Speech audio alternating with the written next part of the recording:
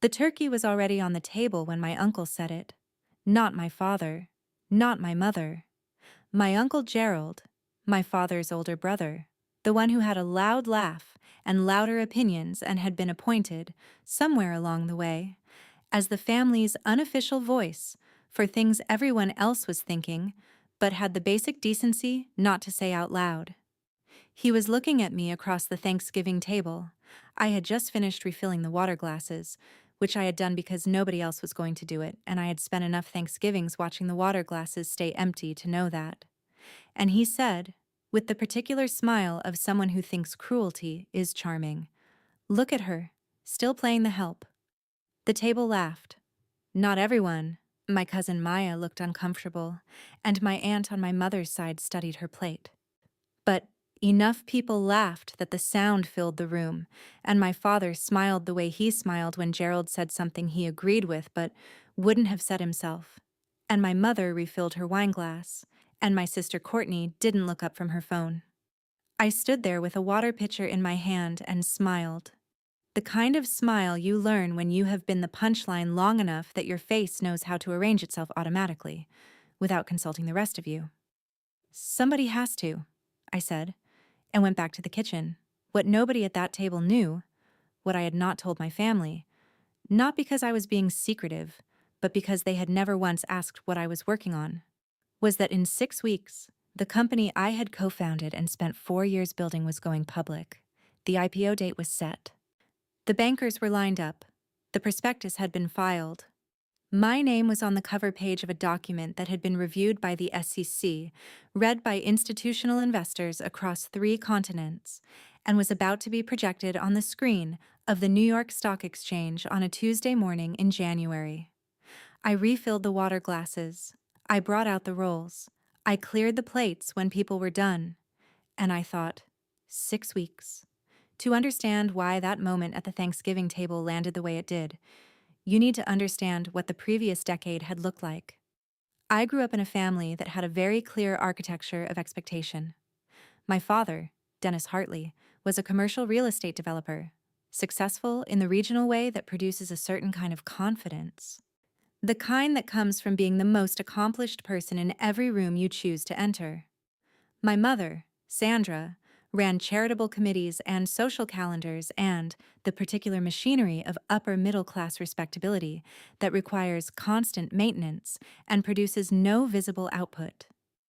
My sister Courtney was the family's designated future. Prettier, more socially fluent, better at the performance of ambition that my parents recognized and rewarded. She had gone to a good school, married a man my father approved of, and was in the process of building a life that looked exactly like the life my parents had imagined for her. I was the other one. Not the black sheep, nothing that dramatic. Just the one who didn't fit the template. I was quieter, more interior.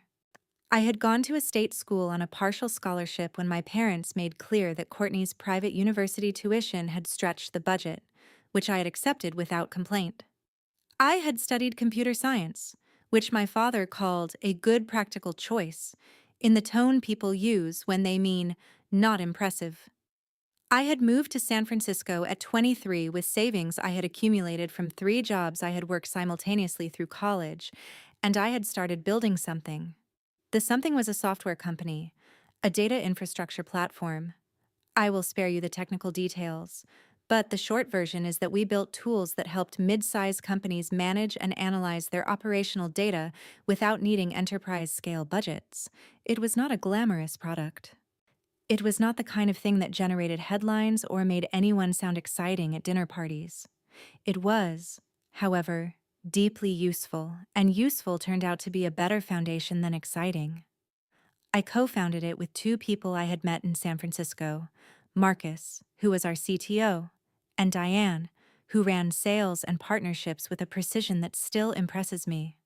We had bootstrapped for the first 18 months, taken a small seed round, grown the team carefully, raised a Series A and then a Series B, and spent 4 years building revenue and customer relationships with the particular unglamorous discipline of people who know that sustainable businesses are built on real numbers, not narrative.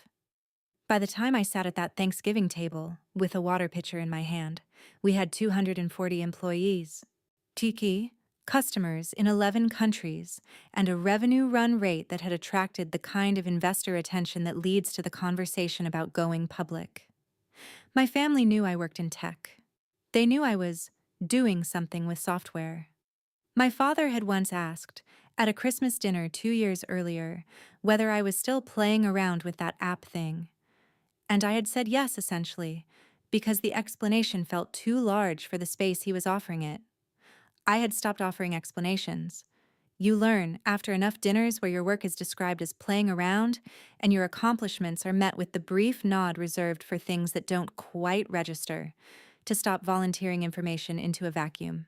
So they didn't know, and I hadn't told them. And on Thanksgiving, my Uncle Gerald called me the help, and I smiled, and went back to the kitchen. 6 weeks. The IPO process is not romantic. I want to say that clearly because I think people imagine it as a moment, a switch flipped, a number on a screen, a champagne bottle opened in a gleaming office. In reality, it is months of legal review, financial disclosure, investor presentations, regulatory filings, and a level of scrutiny that makes you understand, viscerally, why so many founders describe the process as the most stressful period of their professional lives.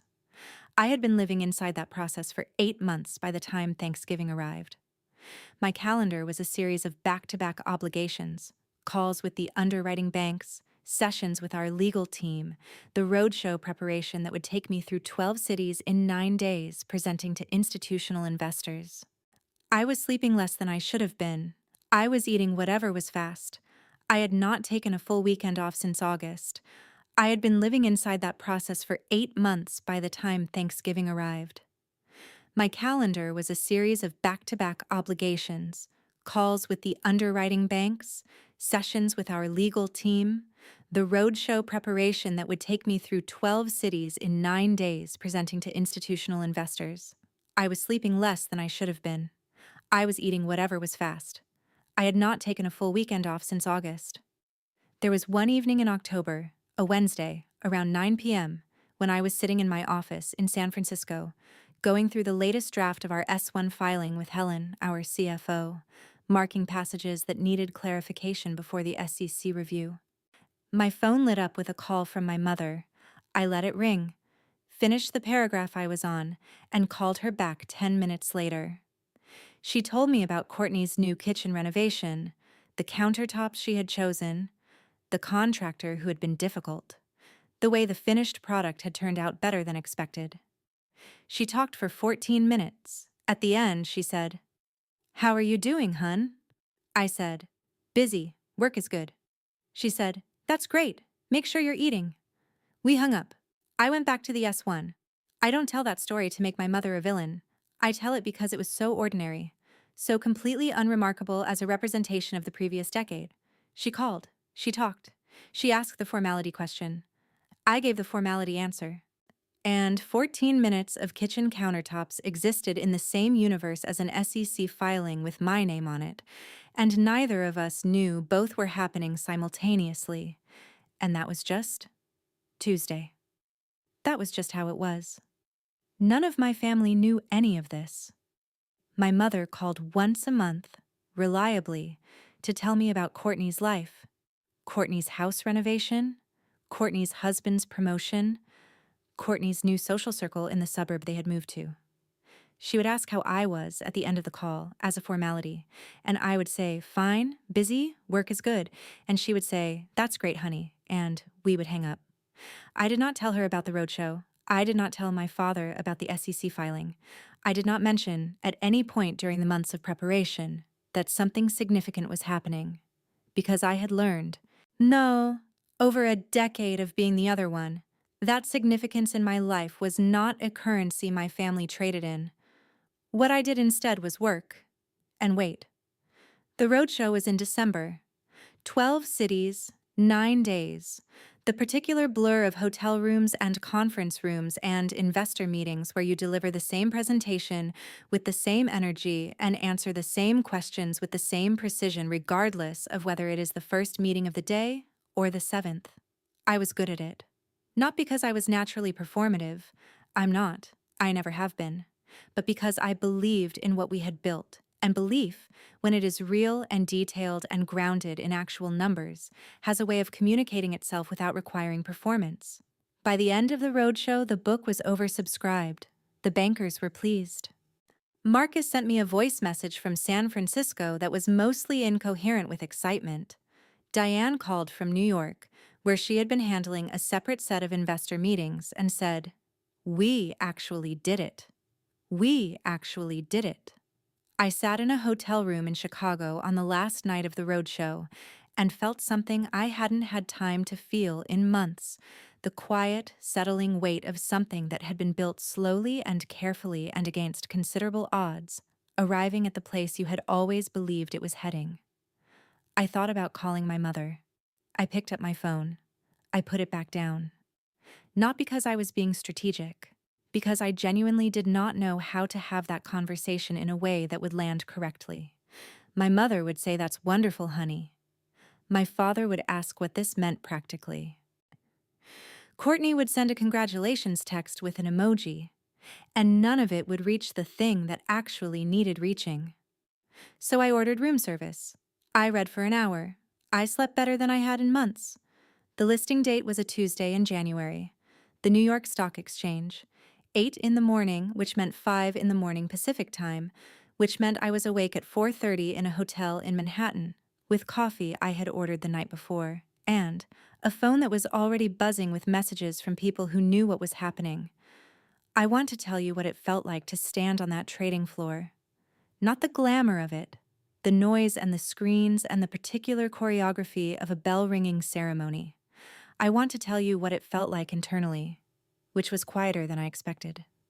Our company name went up on the screens.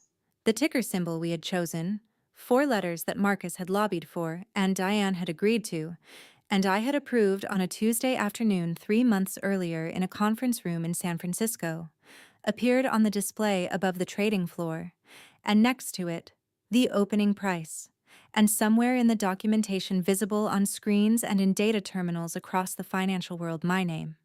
Co-founder, director. The name that had been on the cover of the prospectus, the name that institutional investors had researched and evaluated and decided was worth betting on. My phone had been buzzing since 6 a.m. with messages from people in our industry, investors, employees, journalists, people I had met once at a conference 3 years ago and had apparently stayed on their radar. Message after message from people who knew what this moment represented. I want to read you some of them, not to perform gratitude, but because the contrast matters. Our Series A lead investor sent a message at 6:03 a.m. that said, "You built this exactly the way you said you would. Congratulations." A journalist who had covered us 2 years earlier wrote, "Called it? This was always going where you said it was going." An early employee, our 4th hire, a woman named Sophia who had joined us when we had 11 customers and a prayer, sent a voice note that I could not listen to in public because it would have made me cry in a room full of bankers, and I was not going to do that. These were people who had watched the work, who had asked questions and listened to the answers, who had been in rooms where I explained what we were building and why, and had understood it, and had shown up accordingly. My family had not called. I noticed this without dramatics. It was information. My father would see the news eventually. It was not a small story. We were not a small company. The coverage was real and would reach people outside the technology industry. He would see it when he saw it. At 8:04 a.m. Eastern Time, our stock opened. The number on the screen was a number I had seen modeled in spreadsheets for months, but that looked different in reality. Larger, more permanent, more undeniable. Marcus grabbed my arm. Diane was already crying, which she would deny later. Our CFO, a composed woman named Helen, who had seen 3 previous IPOs and had told us, with dry precision, that this one was well-positioned. Eve was smiling in a way that looked unfamiliar on her face. I looked at the screen, at the ticker, at the name, and I thought about a water pitcher, and a table full of people laughing, and I thought, There it is. My father called at 11 a.m. Eastern. I was in a back room of the NYSC doing a press interview, and I saw his name light up on my phone screen and let it go to voicemail. Not out of cruelty. I was genuinely mid-sentence with a journalist from the Financial Times. But there was something clarifying about seeing his name appear at 11 a.m. on the day of our IPO, when he had not called at 8 or 9 or during the bell ceremony, or at any point in the previous 4 years when I was building the thing that had just put his daughter's name on the New York Stock Exchange. He had seen the news. Someone had sent him a link. Or he had seen it on his phone, or one of his commercial real estate contacts had mentioned it. He had found out the way people find out about things they were never told directly. I called him back after the interview. He picked up on the second ring. He said, "I saw the news." I said, "I know." He said, "Why didn't you tell us?" And there it was. Not congratulations. Not I had no idea. Not I'm sorry, I called you the helps assistant at Thanksgiving by laughing at my brother's joke. Just, why didn't you tell us? As if the failure of communication had been mine, as if I had withheld something I owed them. I said, "Dad, when was the last time you asked what I was working on?" Silence. When was the last time anyone in this family asked about my work and waited for the actual answer? More silence. The particular silence of someone who is searching for a rebuttal and finding the architecture doesn't support one. He said, "That's not fair."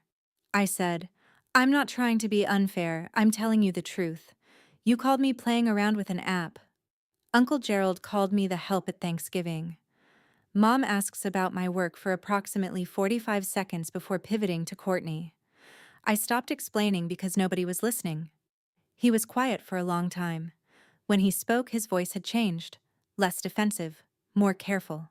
The way voices go when someone is actually hearing something rather than waiting to respond. He said, "I didn't know it was this." I said, "I know you didn't. That's the point." My mother called 20 minutes later. Her call was different from my father's. She cried almost immediately. Not from guilt exactly, but from the particular overwhelm of someone who is realizing, in real time, that they have been looking in the wrong direction for a very long time. She said, "I had no idea." I said, "I know." She said, "Why didn't you? How long has this been happening?" I said, 4 years. I started the company 4 years ago. The process to go public started about 8 months ago." She said, 4 years. Not as a question, as a reckoning. I said, "Mom, I need to say something, and I need you to hear it without defending. Just hear it." She said, "Okay." I said, "I stopped telling this family things because this family stopped making space for them. Every time I came home, it was about Courtney. Every time I called you, it was about Courtney. Every time I had something to share, the window was so small that it wasn't worth the energy of explaining into it. So I stopped. And I built something. And today it went public. And you're finding out from the news." She was quiet for a long moment then. That's my fault. Not a deflection. Not a, "But you could have tried harder." Just, that's my fault. It was the most accountable thing my mother had said to me in years, possibly ever. And it landed differently than I expected. Not as a victory, but as a kind of grief, the grief of something that should have been different for a long time, finally being named. Courtney called that evening. Her call was the most complicated of the three, because Courtney and I had the most complicated history. Not dramatic, not hostile, but the particular complexity of two sisters raised in the same house with very different allocations of family attention, both of whom had found ways to survive it that had created distance neither of us had ever fully named. She said, "I'm proud of you. I mean that." I believed her. That was the thing about Courtney. She was not malicious. She had benefited from a family system that she had not created and had not, until today, been required to examine. That was different from being a bad person. I said, "Thank you." She said, "I didn't know you were doing this." I said, "I know." She said, "Should I have asked more?" I said, "Yes, we both should have asked each other more. That's been true for a long time." That was the most honest thing we had said to each other in years. Not a resolution. You don't resolve a decade of distance in one phone call, but a beginning. The specific beginning that comes when someone asks a real question and you give them a real answer, and both of you decide, quietly, to stay in the room with it. She was quiet for a moment. Then she said something I hadn't expected. She said, I think I always knew Mom and Dad paid more attention to me. I never looked at what that meant for you. I told myself you preferred it that way. That you were private. That you didn't need the same things I needed. I said, I needed them. I just stopped asking. Another silence. Then, I'm sorry I didn't notice sooner. That sentence cost her something. I could hear it. And I accepted it the way you accept something that arrives late, but arrives genuine. Not as sufficient, but as real. No, real was more than I had been getting. Real was a place to start. We talked for 40 minutes. About small things and large things. About what the next year might look like. About whether she might visit San Francisco. Actually visit. Not just pass through. About what it might mean to be sisters who knew each other, rather than sisters who assumed they did. I hung up and sat in my hotel room in Manhattan and looked out at the city and felt something I had not felt in a long time in relation to my family. Not healed, not resolved, but open. The specific openness that comes when people who have been at a careful distance from each other take one step closer and find that the ground holds. That was enough for now. More than enough. It was, honestly, more than I had expected from any of them. The weeks after the IPO were a different kind of blur from the weeks before it. External now. The coverage and the follow-up and the particular new visibility that comes when something you built becomes legible to the world in the specific language of a stock price. My family was navigating their own adjustment. My father, I learned later from my mother, had spent an evening looking up every article he could find about our company, the funding rounds, the customer stories, the product reviews, the profile pieces that had been written about me and Marcus and Diane over the years. He had apparently read all of them. He called me a week after the IPO and asked me questions about the business. Real questions, specific ones, the kind that required him to have actually read and thought about what he had read. That call lasted an hour and 20 minutes. It was the longest conversation my father and I had ever had about my work. It was the first conversation my father and I had ever had about my work in which he was genuinely curious, rather than politely tolerant. At the end of it, he said, I'm sorry I didn't ask sooner. 5 words. Direct, undecorated, his. I told him I appreciated it. I meant that. My mother started calling more regularly. Not the monthly calls of obligation. More frequent, more genuinely curious, asking about the company and the team and what came next and what the day-to-day actually looked like. She was learning, at 61, to be interested in something she had previously not thought to be interested in. That process was imperfect and sometimes awkward and occasionally reverted to old patterns that I would gently redirect. But it was real, and real effort, even when imperfect, is worth something. Uncle Gerald did not call. I did not expect him to. Some people are who they are, and the Thanksgiving table comment exists now in the category of things that told me exactly what I needed to know about him, permanently and without ambiguity. I do not carry anger about it. I carry information. I want to tell you what I learned from all of it, not the business lessons. There are enough of those in enough books. The personal ones.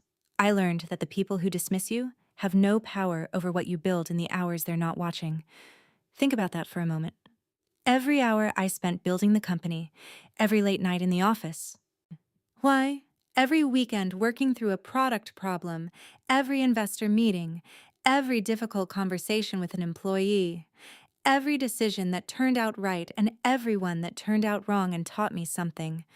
None of that was diminished by my uncle's joke. None of it was touched by my father's playing around with that app thing. None of it was made smaller by 14-minute phone calls about kitchen countertops. The work existed in a separate room entirely, a room that my family's assumptions could not enter because they had never asked for the address, and that room, That quiet, unglamorous, deeply serious room where Marcus and Diane and I and 237 other people showed up every day and did something real. That room was where my actual life was happening.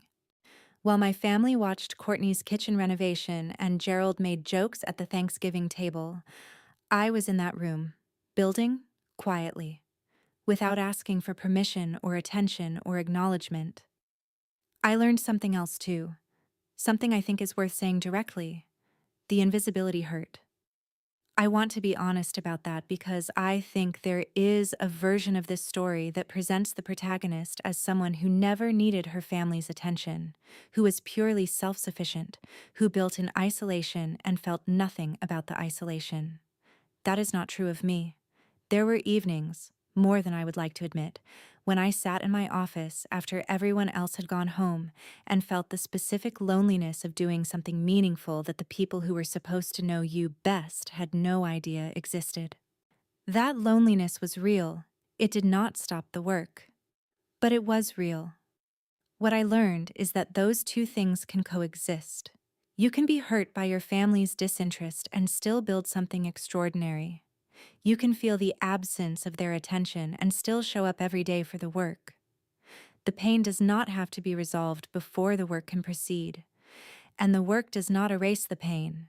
They live alongside each other, and you carry both, and you keep going anyway.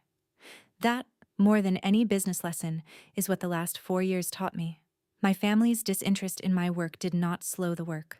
My uncle's joke did not reduce the value of what was being created while he made it. The water pitcher did not diminish the prospectus. The family table's laughter did not register in any of the investor meetings, or the product reviews, or the customer contracts, or the 240 people who showed up to work every day on something they believed in. Dismissal is not destruction, it is just noise. And the thing about noise is that you can choose, very deliberately, not to let it into the room where the real work happens. I also learned something harder, that the people who didn't ask, my parents, my sister, the extended family who knew I worked in tech and left it there, their lack of asking was not evidence that I was invisible. It was evidence that they had not yet learned to look. And learning to look, for some people, requires being shown what they missed in a form too large to ignore. A stock ticker is a very large form. I'm not saying I planned it that way. I'm saying that when you spend years building something real while the people around you assume you are playing around, eventually the something real becomes undeniable. And the moment it does, you find out very quickly who is capable of adjusting their vision and who is not. My father adjusted.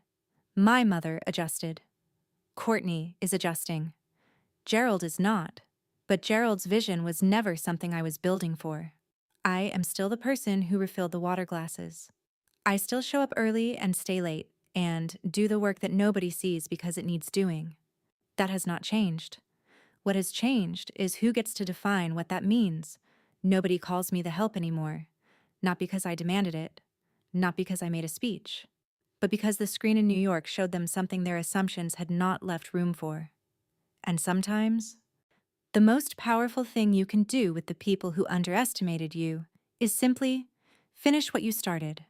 So tell me, have you ever been the one in the room that nobody thought to ask about? The one whose work was called playing around, whose ambition was called impractical, whose quiet persistence was invisible, right up until it wasn't? Because if you have, I want you to know something. The table doesn't get to decide what you're worth. The laughter doesn't get a vote. The uncle with the loud opinions and the comfortable assumptions is not a reliable narrator of your future. You are building something. Maybe nobody knows yet. Maybe nobody has asked. That's fine. Finish it anyway. The screen will show them eventually. And when it does, you won't need to say a word.